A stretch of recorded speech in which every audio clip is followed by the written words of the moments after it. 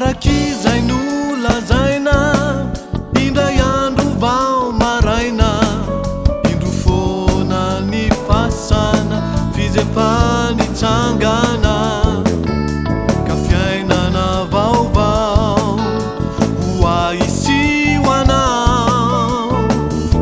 Ka aleluia, aleluia, aleluia, aleluia, velona Jesosy, izy ilay mpamonjy antsika ety. Telo andro no nandrasana, ka indro izao nivony fasana. Ka aleluia, aleluia, aleluia, izy ilay taloha anio sy mandrakizay, izy no lay sitraky ny ray.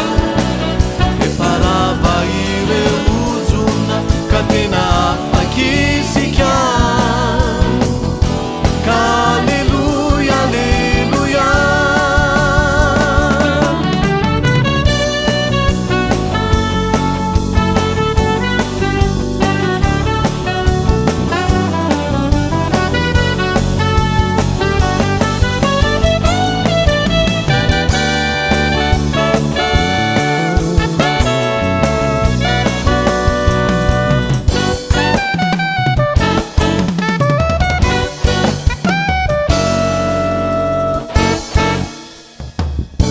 Jesosy any no iorenany finona, lay vato namelezana azy no fehizorombolijoro.